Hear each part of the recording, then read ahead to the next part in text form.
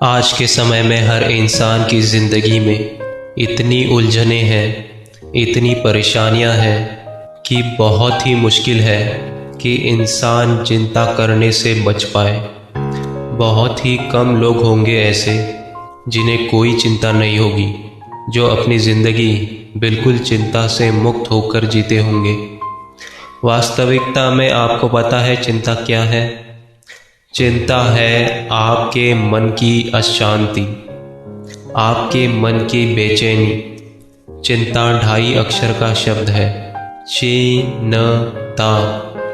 च शब्द का अर्थ है चैन चुराने वाली, न शब्द का अर्थ है नकारात्मक सोच देने वाली, और त शब्द का अर्थ है तबाही मचाने वाली आपके मन में और आपके ज़िंदगी में।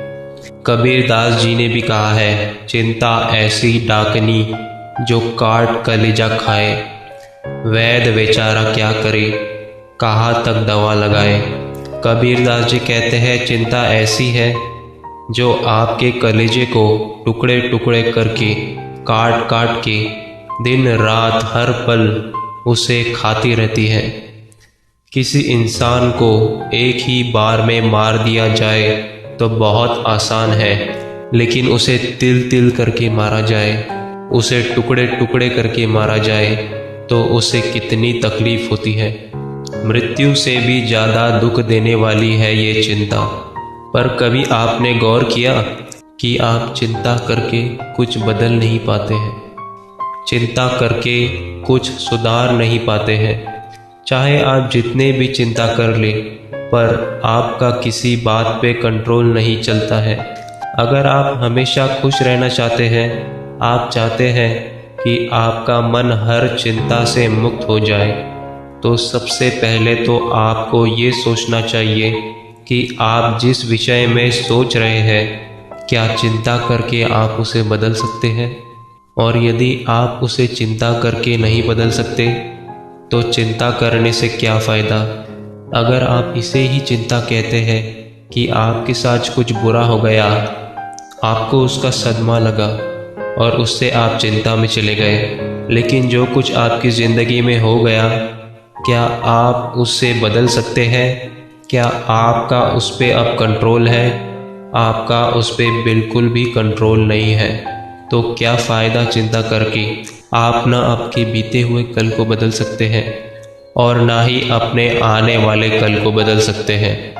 तो चिंता करके आप क्या प्राप्त कर लेंगे? एक जंगल में एक झोपड़ी के अंदर 2 भिक्षु रहते थे।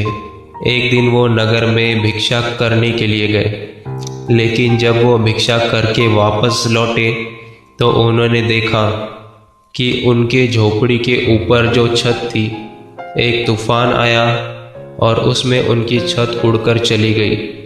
उनमें से एक भिक्षु बहुत रोने लगा कि मैंने एक तो पहले ही सारा संसार छोड़ दिया परमात्मा की प्राप्ति के लिए, आत्मा के ज्ञान के लिए, लेकिन परमात्मा तुझे मुझे दुख देने में बड़ा मज़ा आता है। एक छोटी सी झोपड़ी वो भी तुझसे सहन नहीं हुई, उसकी भी छत तूने तूफान में उड़ा ली। लेकिन दूसरा भिक्षु जब उसी बिना छत वाली झोपड़ी के अंदर सो रहा था, तो उसने देखा कि रात में चांद तारे कितने सुंदर लग रहे हैं। वो मन ही मन परमात्मा को धन्यवाद देने लगा कि रात इतनी सुंदर होती है, मैंने कभी सोचा भी नहीं था। अच्छा हुआ परमात्मा कि तूने हमारी झोपड़ी की छत उड़ा दी, वरना कभी हमें पता ही नहीं चलता कि रात को सोते समय चांद तारों को देखना कितना अच्छा लगता है। अगर मुझे पता होता कि बिना छत के इतनी अच्छी नींद आती है और इतना अच्छा नज़ारा देखने को मिलता है, तो मैं पहले ही छत को हटा देता। अब परिस्थिति दोनों के लिए सेम है, एक जैसी है, लेकिन मन स्थिति दोनों की अलग है। परिस्थिति चाहे कैसी भी हो, लेकिन उसमें आपको खुश रहना है या दुखी रहना है, इस सब कुछ सिर्फ आप पर निर्भर करता है। परिस्थितियां हमें चिंता नहीं देती, हम परिस्थितियों को कैसे लेते हैं उससे हमें चिंता होती है। कुछ लोग ऐसे होते हैं कहीं से कोई बुरी खबर सुन लेते हैं, कोई ऐसी बात सुन लेते हैं, तो उससे उनको चिंता होने लगती है कि कुछ गलत ना हो जाए।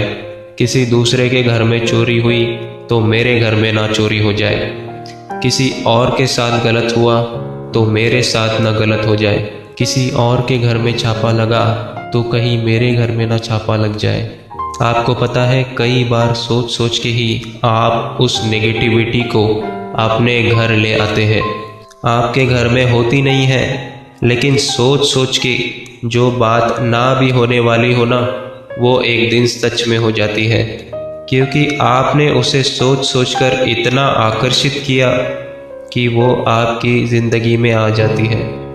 एक व्यक्ति था जो कहीं से भी लोगों की बात सुन लेता था तो उस पर विश्वास कर लेता था और उसी हिसाब से चलता था। उसकी बीवी उससे बहुत परेशान थी, एकदम वहमी हो गया था। उसे जो जैसा कहे उनकी बातों में आके वैसा ही करने लग जाता था। उसकी पत्नी ने अपने फैमिली डॉक्टर से बात की कि मेरे पति को ये बीमारी है, उसे जो जैसा कहे वो वैसा ही सोचने लग जाता है, मैं क्या करूं?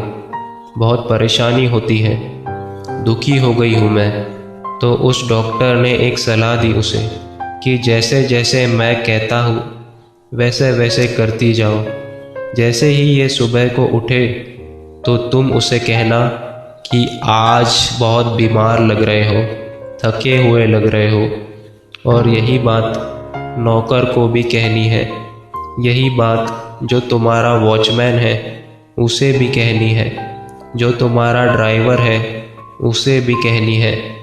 जब वो ऑफिस पहुँचे अपने, तो वहाँ के लोग भी उसे वही बात कहे। तो उसकी पत्नी ने कहा ठीक है। जैसे ही वो व्यक्ति सुबह को उठा, उस दिन बहुत खुश था, लेकिन जैसे ही वो नींद से उठा तो उसकी पत्नी ने कहा क्या बात है, आज बहुत उदास लग रहे हो, थके हुए लग रहे हो, बीमार लग रहे हो। उसके पति ने सोचा मैं तो बहुत खुश हूँ, लेकिन मेरी पत्नी ऐसा क्यों कह रही है कि मैं बीमार लग रहा हूँ। फिर उसने आईने में शक्ल देखी तो मन में सोचने लगा कि हाँ, मुझे भी मेरी तबीयत थोड़ी ठीक नहीं लग रही। जैसे ही वो नहा धो के तैयार होके आया तो नौकरों ने भी यही बात कही कि मालिक, आज आप बीमार लग रहे हो, क्या बात हो गई है। जब वही बात नौकरों ने भी कही तो उसका विश्वास पक्का होने लगा। उसने कहा हाँ, मुझे भी थोड़ा थोड़ा लग रहा है कि मेरी तबीयत ठीक नहीं है। जैसे ही वो कार में बैठा तो वही बात ड्राइवर ने भी कही कि क्या बात है मालिक, आज तो आप बहुत ज़्यादा बीमार लग रहे हैं। तो उसने भी कहा हाँ, मेरी आज तबीयत थोड़ी ख़राब लग रही है। जैसे ही वो अपने घर की गेट से निकल रहा था तो उसके वॉचमैन ने भी वही बात कही कि मालिक, आप आज इतने बीमार लग रहे हैं, ऑफिस कैसे जाएंगे। वो बोला क्या करूं, ऑफिस तो जाना ही पड़ेगा, लेकिन मेरी तबीयत बहुत ख़राब है। जैसे ही वो ऑफिस पहुंचा, ऑफिस के सारे लोगों ने यही बात कही कि इतनी बीमारी में भी आप ऑफिस कैसे आ गए। उस इंसान के मन पर उन सब की बातों का इतना असर हुआ कि वो खड़ा नहीं हो पा रहा था और उसको दो लोग पकड़ के वापस कार में छोड़ने आए और ड्राइवर उनको पकड़कर घर लेकर आया। शाम को उनका फैमिली डॉक्टर घर आया। उसने उनकी तबीयत चेक की और उनसे कहने लगा आपको कोई बीमारी नहीं है। वो व्यक्ति कहने लगा कि नहीं, मैं बहुत बीमार हूँ, मुझ में खड़ा रहने की भी ताकत नहीं है। फिर उस डॉक्टर ने उन सारे लोगों को बुलाया, सबको इकट्ठा किया और वो सारी हकीकत उस व्यक्ति के सामने रखी। जब उसने यह सारी बातें सुनी तो वो बहुत हैरान हो गया कि ये सब लोगों ने जो झूठ मेरे मन में डाला, मैंने उसे सच मान लिया।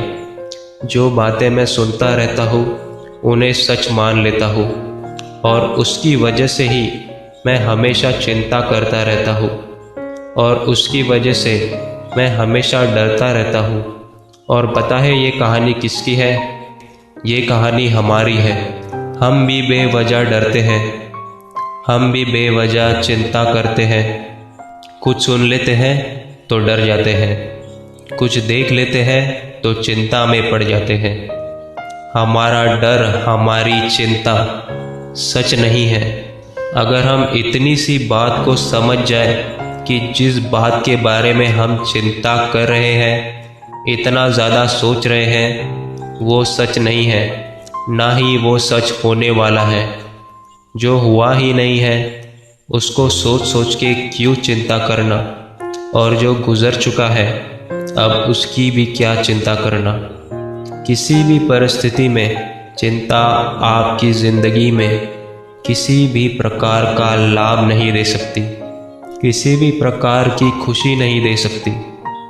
तो आज से, अब से अपने मन में ये निश्चय कर लो, परिस्थिति चाहे कैसी भी हो, लेकिन हमारी मन की स्थिति कभी नहीं बिगड़ेगी।